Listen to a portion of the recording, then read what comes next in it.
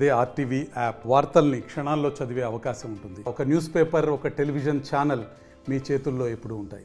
2024 సార్వత్రిక ఎన్నికల్లో ఉమ్మడి శ్రీకాకుళం జిల్లా నుంచి టీడీపీ ఉమ్మడి జాబితా ప్రకటన ప్రక్రియ పూర్తయింది. తొలి జాబితాలో 4, అదే మలి జాబితాలో 1, తుది జాబితాలో మిగిలిన సీట్లను కూడా ప్రకటించారు. అందులో పాలకొండ, ఎచ్చెర్ల. పాలకొండను జనసేన కేటాయించారు,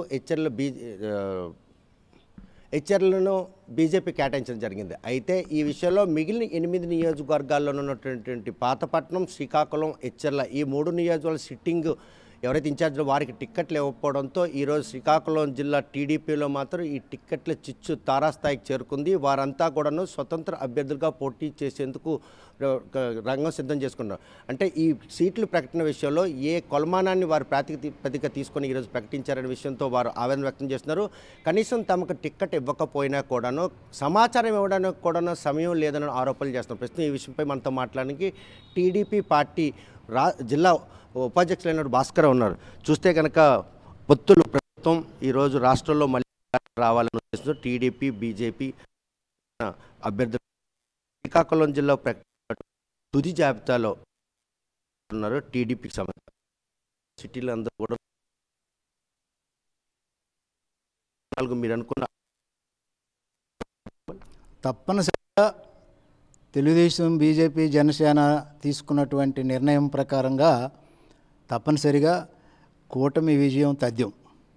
ఎందుకనంటే ఆంధ్ర రాష్ట్రంలో గత 5 సంవత్సరాలుగా ఒక నిజాముని మించిపోయినటువంటి, ఒక చెంగీజ్ ఖాన్ను మించిపోయినటువంటి, ఒక హిట్లర్ని మించిపోయినటువంటి, ఒక ఫ్యాసిస్ట్ నియంతల్ని మించిపోయినటువంటి పరిపాలన సాగుతుంది. కనుక ఈవేళ రాష్ట్రంలో ప్రజల కోసం, రాష్ట్ర అభివృద్ధి కోసం, ప్రజల అభివృద్ధి కోసం, నిరుద్యోగ యువత కోసం, రైతుల కోసం, కార్మికుల కోసం, ఒక్క మాటలో చెప్పాలంటే ఈ రాష్ట్రంలో ఉన్న అన్ని వర్గాల ప్రజానీకం, 5 కోట్ల ప్రజానీకం గురించి, వారి శ్రేయస్సు గురించి, వారి అభివృద్ధి గురించి ఆలోచించే ఈవేళ ఒక నిర్ణయం తీసుకుంది రాష్ట్ర నిర్ణయంలో మాత్రం ఈరోజు 3 పార్టీలకు సంబంధించిన అభ్యర్థుల ప్రకటనలో ఈరోజు ఒక ఏకాభిప్రాయం లేదు.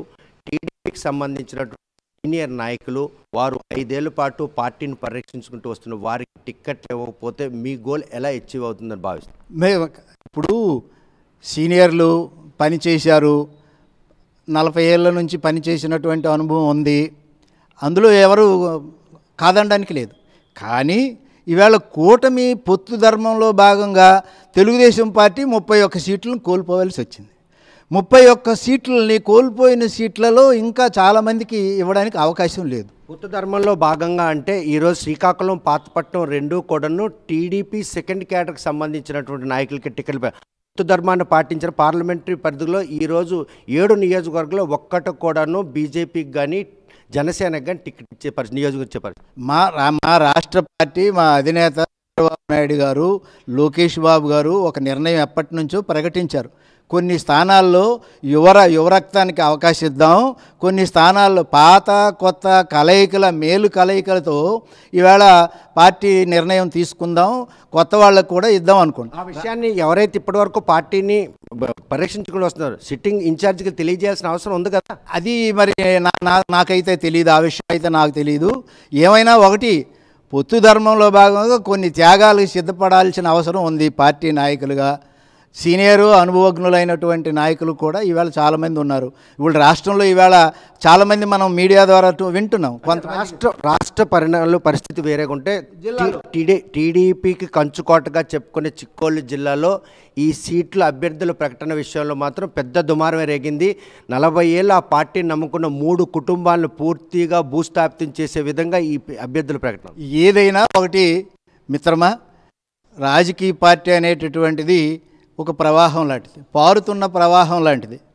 ఈ ప్రవాహంలో కొత్త నీరు కొంత వస్తుంది, పాత నీరు కొంత వెళుతుంది. ఆ రకంగా కొత్త పాత కలయికలతో ఏర్పడుతుంది తప్ప ఏది రాజకీయంలో ఎప్పుడు శాశ్వతం అనేటటువంటిది ఉండదు. కాకపోతే కనీసం ఇంటిమేట్ చేయాలి, కొత్త యువతకు ప్రాధాన్యత ఇస్తానన్నట్టు సీనియర్లకు అటువంటి సంకేతాలు కనుక పాస్ చేసి ఉంటే ఈరోజు ఇటువంటి ఆందోళన కార్యక్రమం వాళ్ళు కూడా పెద్ద మనసు చేసుకొని వారిని స్వాగతించి వారితో పాటు కలుపుకునే పరిస్థితి ఉండేది కదా. మా రాష్ట్ర నాయకులు ఆల్రెడీ చెప్పడం జరిగింది. ఈవేళ 31 సీట్లు పొత్తులో భాగంగా కోల్పోవలసి వచ్చింది. వీరిని అందరినీ అకామిడేట్ చేయడం కష్టంగా ఉంది, క్లిష్టంగా ఉంది. అనివార్య పరిస్థితుల్లో కొంతమందికి సీట్లు ఇవ్వలేకపోతున్నాము. అనేది కావాలని చేశారని చెప్పి ఈరోజు ఆందోళన కొనసాగుతున్నాయి. టికెట్ ప్రకటించిన విషయం మాకు ఇప్పటి వరకు కూడాను చెప్పలేదని ఈరోజు గుండె లక్ష్మీదేవి కావచ్చు, అక్కడ కల్మట్రావణ్ కావచ్చు, అందరూ కూడా బహాటంగా ఆరోపిస్తారు. అది వారి అభిప్రాయం. దానికి మేమేమి ఇప్పుడు వివరణ ఇచ్చాల్సిన పరిస్థితి కాదు.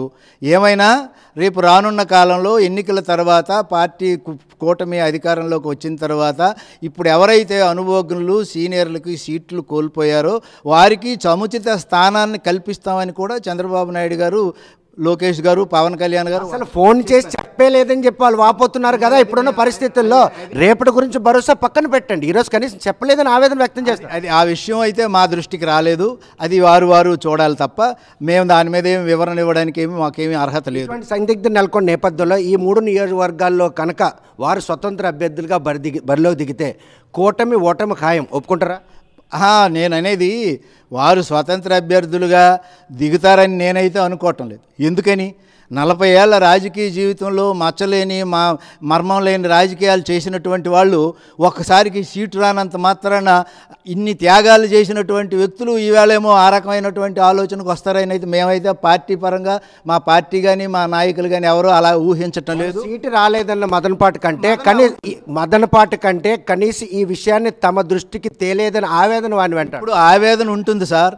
ఎందుకంటే ఏళ్ల తరబడి దశాబ్దాల తరబడి నాయకత్వంలో ఉండి ఆ నియోజకవర్గాలకు ప్రాతినిధ్యం వహించి సాధక బాధకాలు పడి రాటుపోట్లు అనుభవించి దిగుడులు అనుభవించి అన్ని రకాలైనటువంటి 5 ఏళ్ల పాటు పార్టీని పరిరక్షించుకుంటూ ఇటువంటి పరిస్థితుల్లో ఉంటుంది. ఆ బాధ అనేది సహజం.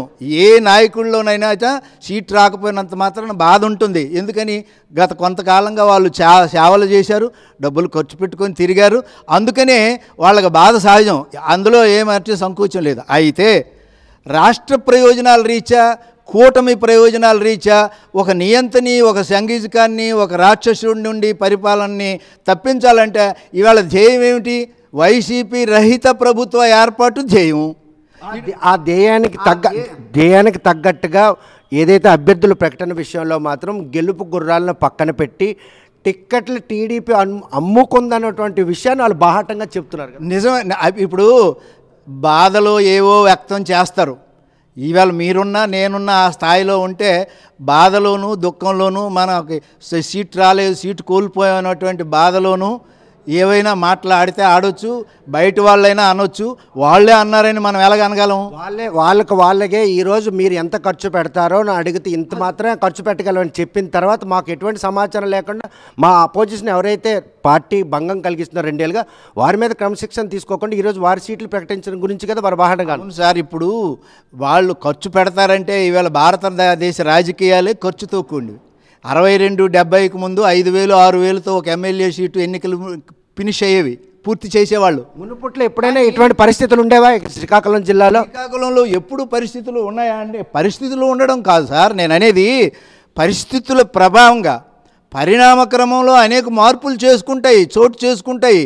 మార్పులకు అనుగుణంగా యువతల వ్యక్తులు కూడా అకామిడేట్ కావాలా, సర్దుబాటు కావాలా, ఆలోచించాలా, పెద్ద మనసుతో ఆలోచించాలా.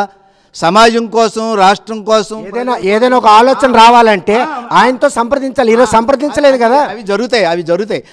ఆ నియోజకవర్గ ప్రజల మనోభావాలని దృష్టిలో పెట్టుకొని, గతంలో చేసినటువంటి త్యాగాలను దృష్టిలో పెట్టుకొని రాష్ట్రం కోసం, ప్రజల కోసం, జిల్లా కోసం తెలుగుదేశం పార్టీ నాయకులుగా గత 4 దశాబ్దాల నుండి సేవలు చేసినటువంటి వాళ్ళు ఇప్పుడు ఒకేసారి ఆ రకంగా వాళ్ళు ఏదో పార్టీకి నష్టం కలిగిస్తారని మేము మా పార్టీ మా నాయకత్వం ఏం అనుకోవటం లేదు.